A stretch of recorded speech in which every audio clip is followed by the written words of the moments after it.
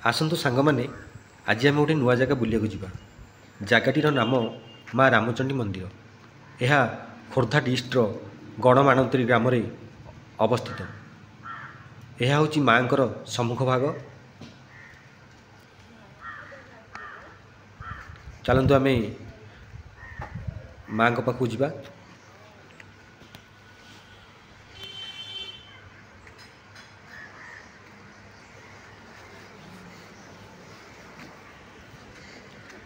ଏଠି ବାମ ପାର୍ଶ୍ୱରେ ଭୋଗ ଦୋକାନ ଗୁଡ଼ିକ ଅଛି।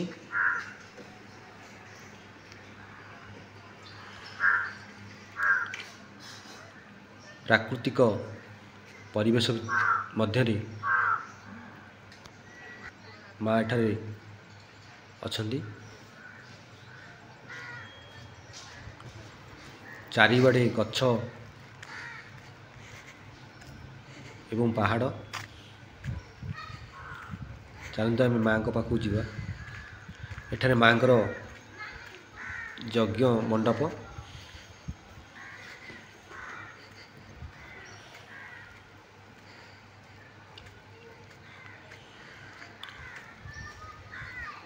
ଜାଗାଟି ଆଜ୍ଞା ଅତ୍ୟନ୍ତ ସୁନ୍ଦର ଏବଂ ପରିଷ୍କାର ପରିଚ୍ଛନ୍ନ, ଏବଂ ଏଠାରେ ଆସିଲେ ଆପଣଙ୍କର ମନ ଶାନ୍ତ ରହିବ, ଶାନ୍ତ ପରିବେଶ।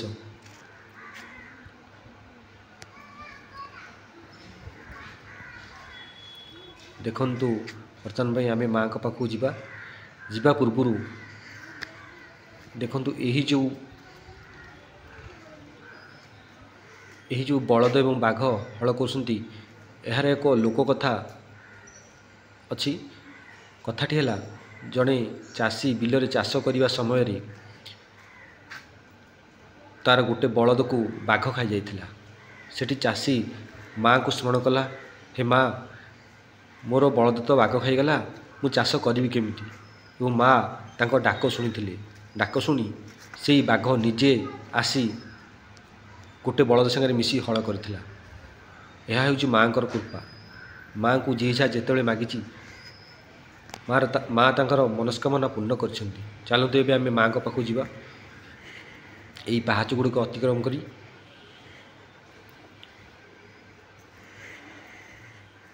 ଦେଖନ୍ତୁ, ଟିକେ ବୟସ୍କ ଲୋକ ହେଲେ ଆପଣ ମଝିରେ ଟିକେ ଥକା ମେଣ୍ଟେଇ ପୁଣି ଆପଣ ଚଢ଼ିବାକୁ ଚେଷ୍ଟା କରିବେ।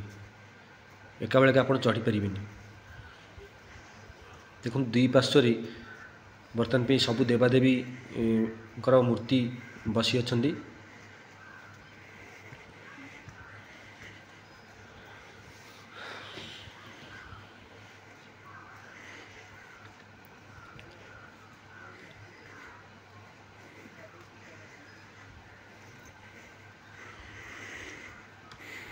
ବର୍ତ୍ତମାନ ପାଇଁ ଆମେ ମାଙ୍କ ପାଖାପାଖି ବର୍ତ୍ତମାନ ପାଇଁ ହେଇଗଲେଣି। ଏଠି ଦେଖନ୍ତୁ, ଗୋଟେ ପାର୍ଶ୍ୱରେ ବାଘ ଏବଂ ଗୋଟେ ପାର୍ଶ୍ୱରେ ବଳଦର ମୂର୍ତ୍ତି ଅଛି।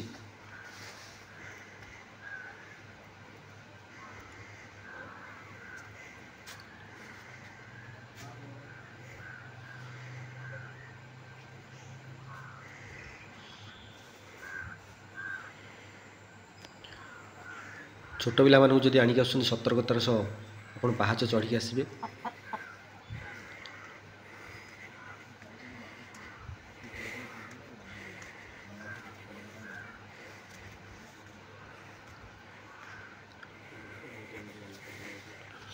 ବର୍ତ୍ତମାନ ଆମେ ଆସି ପହଞ୍ଚିଗଲେ ମାଙ୍କ ପାଖରେ।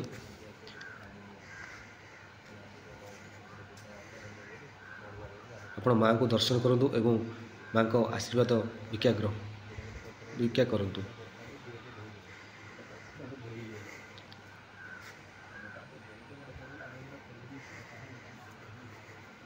ଆପଣମାନେ ମା ରାମଚଣ୍ଡୀଙ୍କୁ ଯାହା ମନସ୍କାମନା କରିବେ, ମା ତାକୁ ନିଶ୍ଚୟ ପୂରଣ କରିବେ।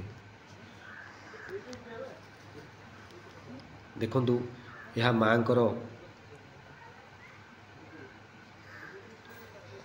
ଆଶୀର୍ବାଦ। ଦେଖନ୍ତୁ, ଗୋଟେ ପଥର ଉପରେ ଆଉ ଗୋଟେ ପଥର କେଉଁ ଯୁଗରୁ ସେମିତି ଅଛି।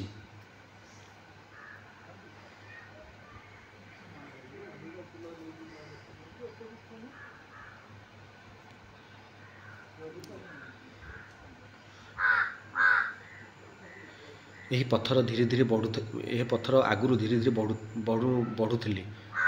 ଦିନେ ଏହାର ଗୋଟେ ଲୋକ କଥା ଅଛି। ଦିନେ ପୂଜାରୀ ମାଆକୁ କହିଲା, ମା ତୁ ଯଦି ଏମିତି ଉପରୁ ବଢ଼ିବୁ ତ ମୁଁ କେମିତି ପୂଜା କରିବି, ମୋର ତ ହାତ ପାଇବନି। ସେହି ଦିନଠୁ ମା ସେଇ ପୂଜାରୀର କଥାକୁ ରକ୍ଷା କଲେ ଏବଂ ସେଇଠାରେ ହିଁ ରହିଗଲେ, ଆଉ ଉପରକୁ ଉଠିଲେ ନାହିଁ। ତ ଦେଖନ୍ତୁ, ଏହା ବର୍ତ୍ତମାନ ପାଇଁ ମୁଁ ମାଆଙ୍କ ଚାରିପଟେ ବୁଲୁଛି। ମାଆଙ୍କ ଚାରିପଟେ ଦେଖନ୍ତୁ ଘଞ୍ଚ ଜଙ୍ଗଲ।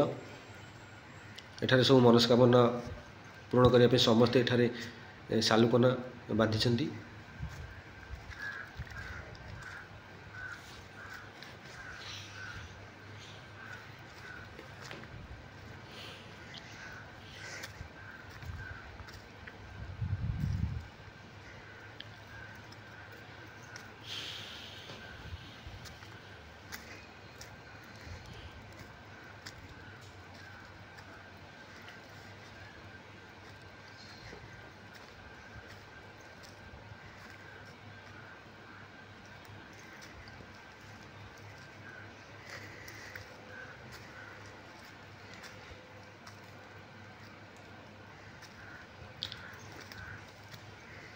ସାଙ୍ଗସାଥୀଙ୍କ ସହିତ ଏହି ଜାଗାକୁ ବୁଲିବାକୁ ଆସନ୍ତୁ। ଏଇଟା ଆପଣଙ୍କ ପାଇଁ ବେଷ୍ଟ ଜାଗା ହେବ।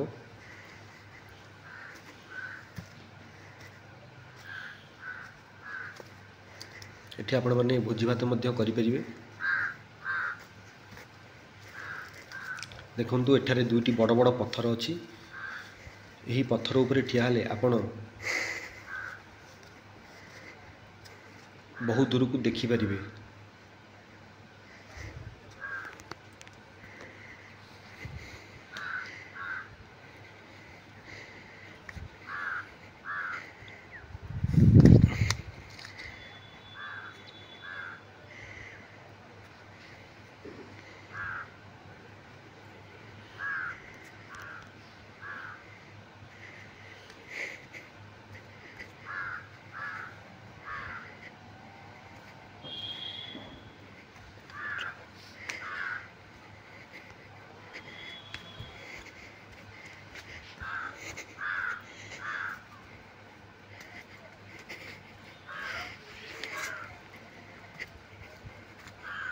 ମାଆଙ୍କ ପାଖକୁ ଯେଉଁ ଭକ୍ତଟି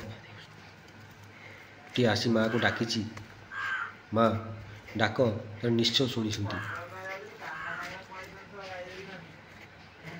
ମା ଭକ୍ତଙ୍କର ମନସ୍କାମନା ସବୁବେଳେ ପୂରଣ କରି ଆସିଛନ୍ତି। ମୁଁ ବର୍ତ୍ତମାନ ତଳକୁ ଫେରି ଯାଉଛି।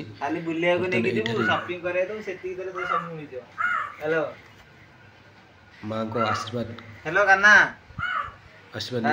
ଧରିକି ବୁଲିବୁ, ଖାଇବାକୁ ଦବୁ, ପିଇବାକୁ ଦବୁ, ମାଆଙ୍କ ପାଖରେ ଅବସ୍ଥାନ ସେତିକି ଦବୁ। ଆଉ ତାପରେ ସବୁ ପାଇବୁ, ଆଉ କିଛି ଦରକାର ନାହିଁ। ମା ସେରାବାଲି, ମୋ ମା ମଙ୍ଗଳା ଦୁର୍ଗା। ବର୍ତ୍ତମାନ ମୁଁ ଠାକୁରଙ୍କୁ ମୁଣ୍ଡିଆ ମାରି ମାଆଙ୍କୁ ଡାକି ବର୍ତ୍ତମାନ ତଳକୁ ଯିବା ପାଇଁ ବାହାରିଲି। ମା ସବୁ ଭକ୍ତମାନଙ୍କର ମନସ୍କାମନା ପୂରଣ କରନ୍ତୁ। ଏହା ମୋର ମାଆଙ୍କ ପାଖରେ ଅଳି ଏବଂ ଭିକ୍ଷା। ମା ସମସ୍ତଙ୍କୁ ଶୁଭ ଦୃଷ୍ଟିରେ ଅନେଇଥାନ୍ତୁ।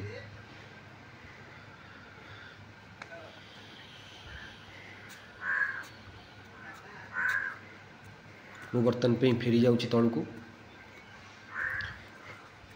ଆପଣମାନେ ଆପଣଙ୍କର ପରିବାର ସହିତ ଏଠାକୁ ଆସନ୍ତୁ, ବଣଭୋଜି କରନ୍ତୁ। ମୋ ମାଆଙ୍କ ପାଖରେ ଆସି ବୁଲି ଆପଣ ମାଆଙ୍କର ଆଶୀର୍ବାଦ ନେଇ ବୁଲାବୁଲି କରି ଘରକୁ ଫେରନ୍ତୁ। ଏହି ଜାଗାଟି ଭୋଜି ଭାତ କରିବା ପାଇଁ ଏବଂ ପିକନିକ୍ ସ୍ପଟ୍। ଏଠାରେ ଆସିଲେ ଆପଣ କେବେ ହେଲେ ନିରାଶ ହୋଇ ଫେରିବେ ନାହିଁ।